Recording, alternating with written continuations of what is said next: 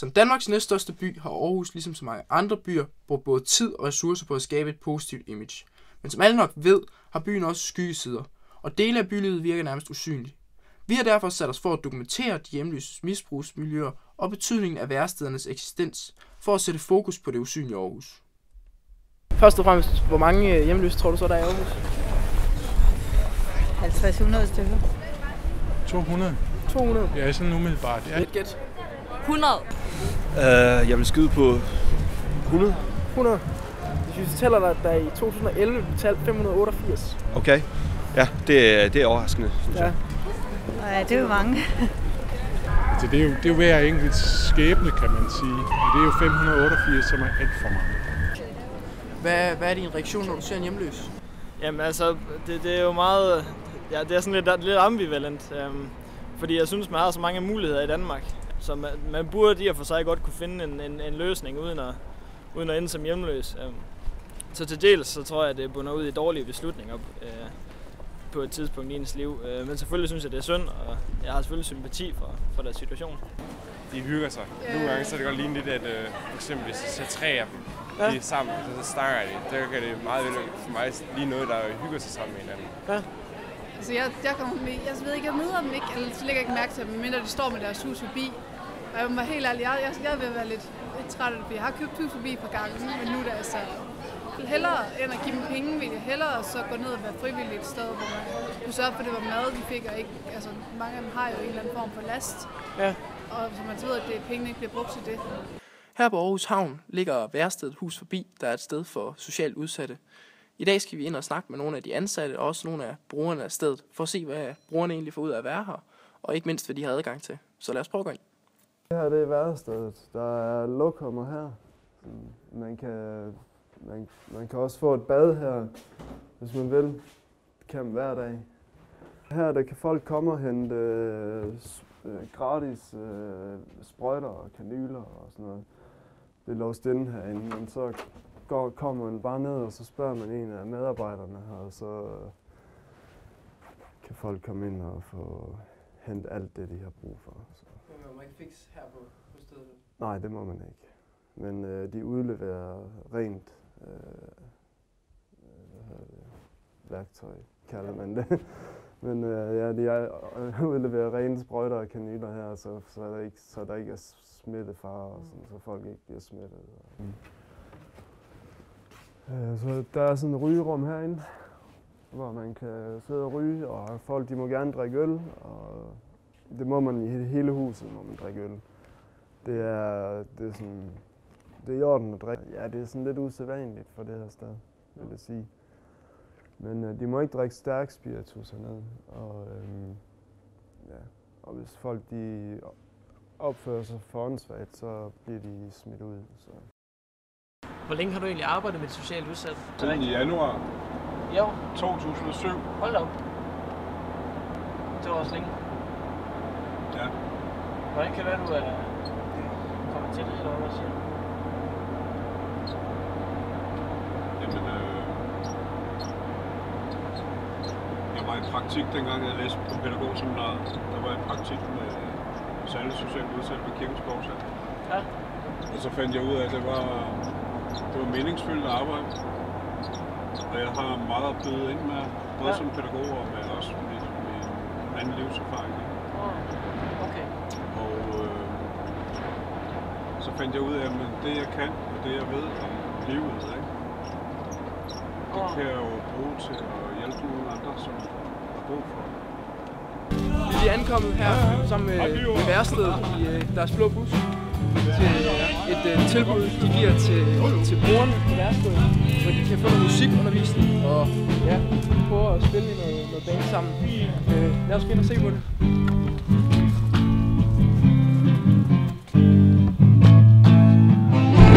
Så er vi hjem igen. Det var en god fornøjelse. Sådan er det. Der var nogen, der ikke... de var ikke helt trygge ved, at vi var der, så det er selvfølgelig klart, at de prioriterer os højere. At de har en god tid frem for, at vi står tre nysgerrige unge gutter der og skal se med på dem præstere i deres sit. Sådan det. Vi må komme tilbage en anden gang. egentlig var vi på vej ud til et sted, hvor de socialt udsatte spiller musik. Men det virkede ikke helt som om, at alle de socialt udsatte var ligeglade for at være i et lokal, hvor der var så mange mennesker. Så vi blev nødt til at smutte tilbage til værestedet. Her har vi så mødt en gut ved navn Odd, som kommer fra Island. Ham skal vi op og besøge nu. Han sælger Hus Forbi op på Hovedbanegården. Så vi har pakket tingene op på vej. Det er faktisk lidt surrealistisk at vende tilbage til et helt almindeligt indkøbscenter nu her, når vi lige kommer fra nede på værstedet af, hvor menneskerne bare lever deres normale liv, og livet fortsætter dets almindelige gang. Det er et ret surrealistisk perspektiv, man lige bliver sat i der. Når man lige har nede været en del af et miljø, som i høj grad er præget af stofmisbrug og hjemløshed osv., så man kommer til sådan det var fristet til at sige civiliseret verden, fordi det virker bare meget mere civiliseret. Ja, det er ret svært at forestille sig. Det er nu stadigvæk lidt mærkeligt at se dem her i forhold til noget af det værste. Ja, det var helt andet. Jeg kan godt forstå ham der. Det var med, at han ikke gad ikke at sidde ude hele dagen. Han fortalte os, at han kunne ikke rigtig være med til at fortælle så meget om, hvordan det er at være på værestederne og hvad de gør for det, fordi han bruger ikke de der væresteder så meget. Han går ned og så køber han sin avis, og så sælger han den dernede, og så tjener han penge til det, fordi, som man sagde, han havde det ikke så godt økonomisk. Og det var det, han brugte værestederne til, fordi de havde det her tilbud med Hus Forbi. Ja.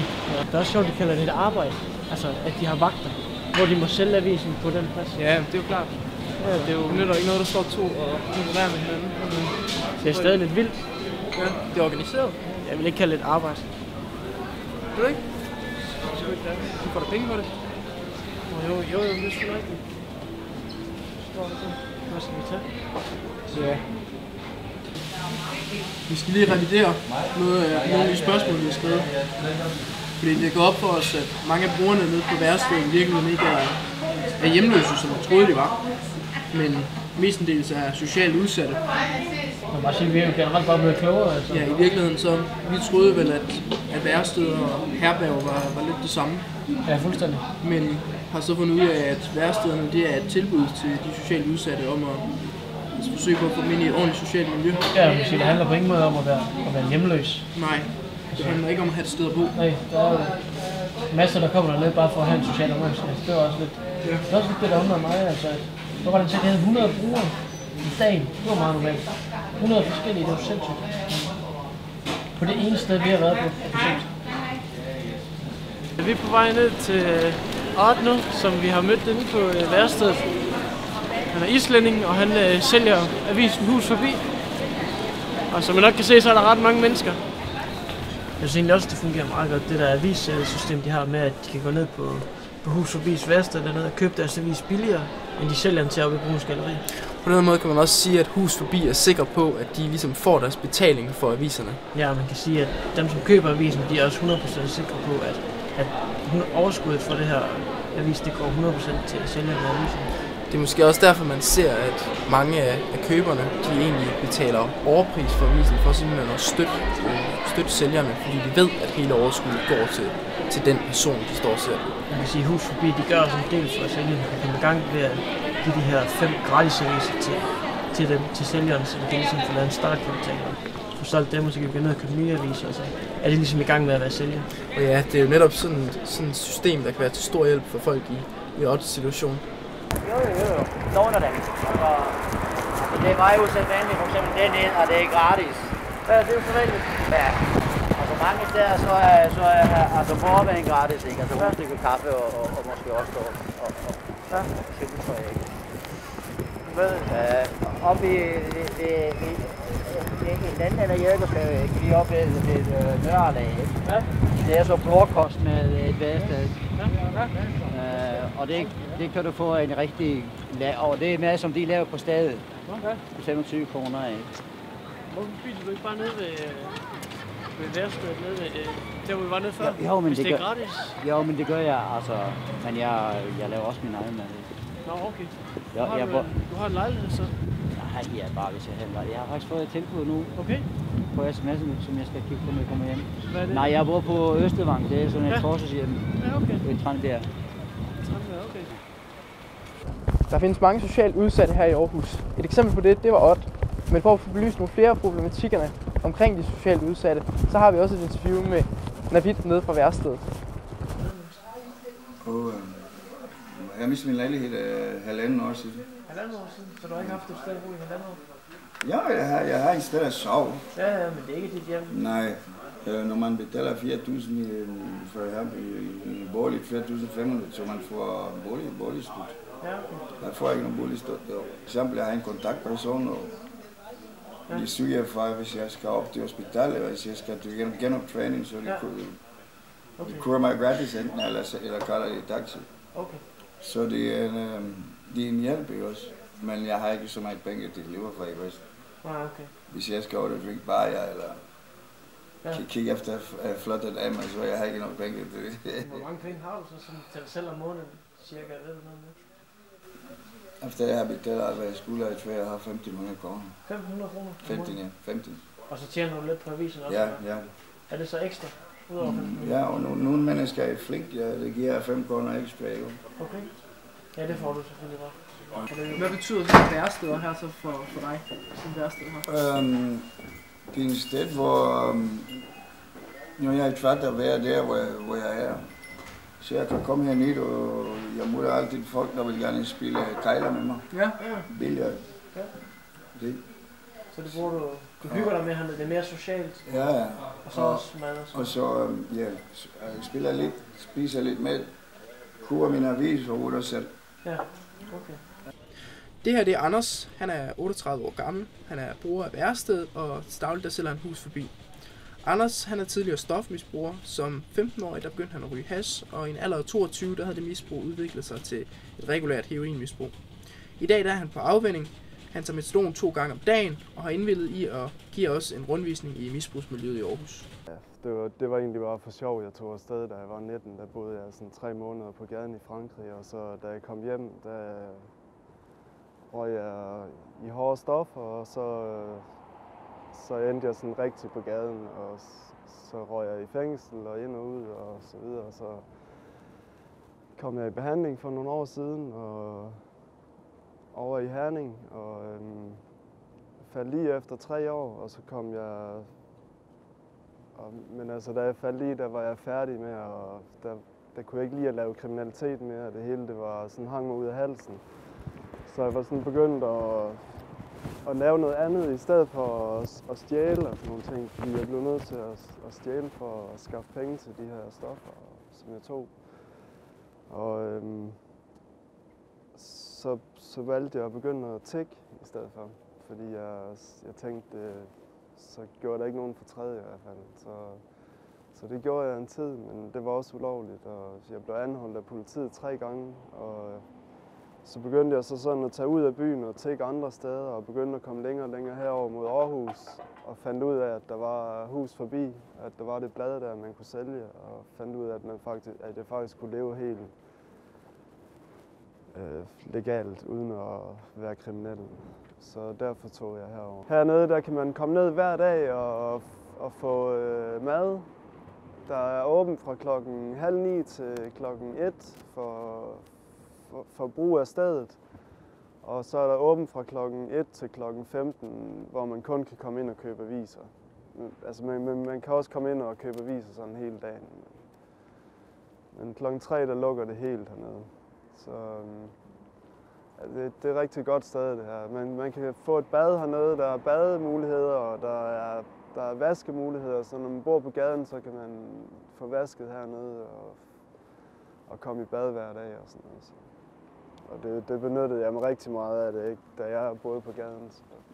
Når det er sådan vejr, som det er i dag, så kan man godt regne ud, at det kan være lidt besværligt at sidde dernede og ryge for eksempel. Ryge hash, som mange de gør, men så de sidder tit herinde og gemmer sig og gør det alligevel, og tager chancen. Men ja, sådan er det. Det kan være, at I skal passe lidt på her, fordi altså, nogle gange kan der godt ligge sprøjter. Ja. Det er nattjenesten og dagtjenesten. Det er, om dagen bliver det kaldt dagtjenesten, og om natten bliver det kaldt nattjenesten. Så er der et kamera her, så de kan se en, eller der. En gang var det her, jeg ved ikke om... Ja, det bliver. Men så kan de se, hvem det er, og så lukker de en ind. Det er kanyler og sprøjter, der er herinde. Det er folk, de får sådan et kort udleveret, som man stikker ind her. Og så er der en lille chip på, og så siger det bip, og så kommer der sådan en toiletrør ud med sådan en prop i hver ende. Og der er der så bager og steril vand og sådan noget til at koge i sådan en metalske eller sådan en dims.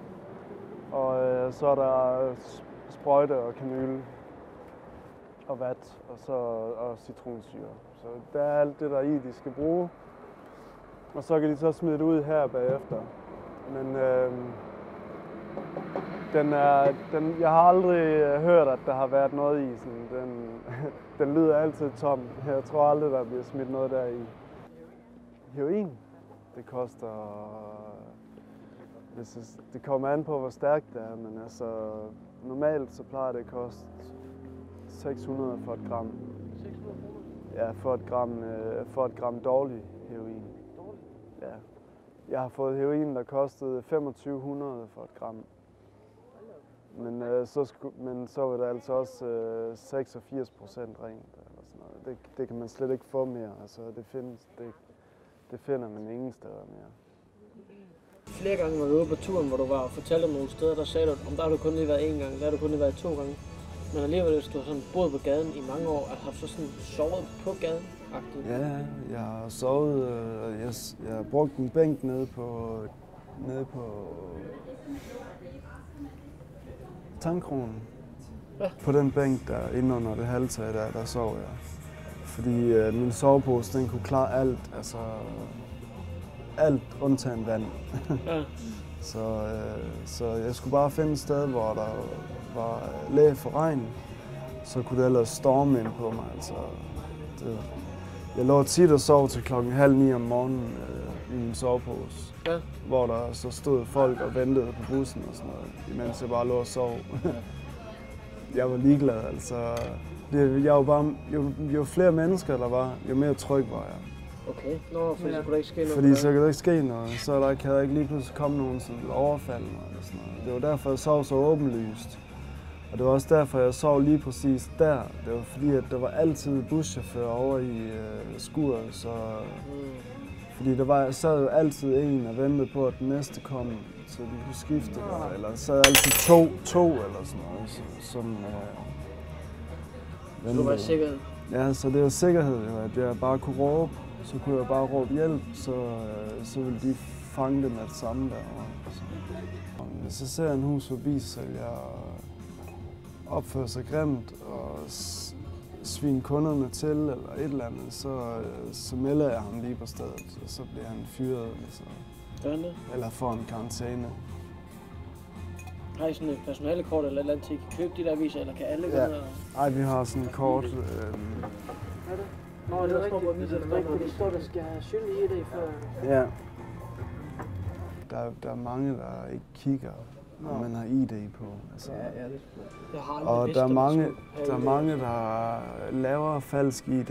Altså, der er mange, der opfotograferer det her billede, der er på avisen. Ja. Det her billede. Ja. På et tidspunkt, der fotograferede folk det og forstørrede det op og kopierede det og lavede det som deres eget bevis. Så der gik helt vildt mange rundt med nummer 67 i København, rumæner og sådan. Men så har de fået lavet det der med kopi henover, men stadigvæk så er der nogen, der har fotograferet det her og forstørret det op og gået rundt og solgt aviser med det. Selvom der står kopi henover med store fede gule bogstaver, så sælger de alligevel aviser med det. Altså, fordi folk de kigger ikke på billedet sådan. Nej, det ligner dig, ikke også? Altså, de kigger bare lige sådan, nå okay, han har billedet, så... I 99, der ville jeg stoppe med at tage heroin, og jeg gik på VUC i Aabenraa, og jeg havde en kæreste, som gik på i 3.G på det tyske gymnasium, og Så en morgen, da jeg havde fået noget, der hed Bromam, sådan noget nervemedicin fra min læge, så jeg kunne stoppe med at tage heroin. Men så tog jeg 2 af de der tabletter om morgenen, og så tog jeg alligevel den mængde heroin. Ja. Der var gået en time eller sådan noget, så jeg kunne ikke mærke, at jeg fik det bedre, og så tog jeg det der heroin ovenpå. Og det gjorde jeg ude i badeværelset, hvor jeg sad med sådan et stearinlys nede mellem benene. Sådan, det var så fladt her, så der var sådan en høj flamme på. Så der var sådan et i en boks, som man kunne skrue op. Så jeg stillede den på gulvet mellem mine ben. Og så havde jeg lavet det hele, kogt, og så tog jeg så det der skud. Og så har jeg lagt sådan her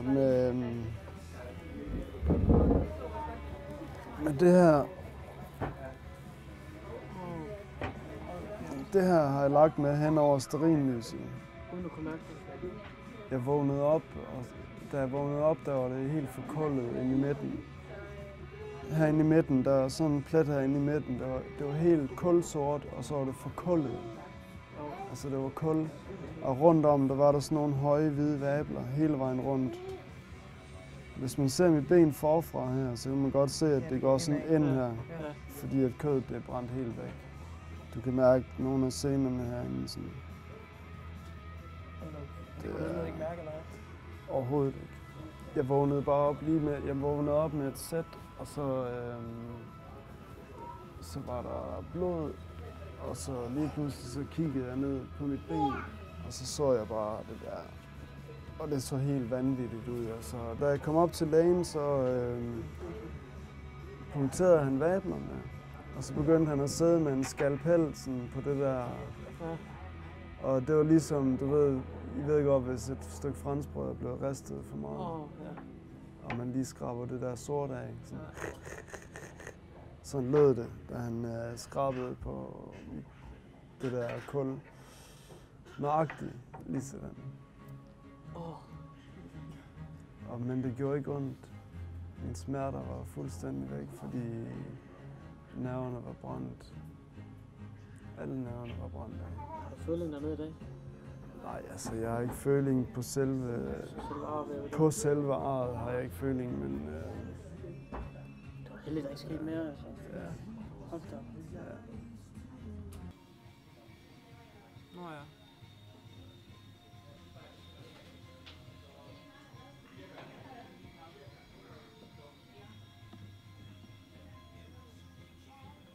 Hvad?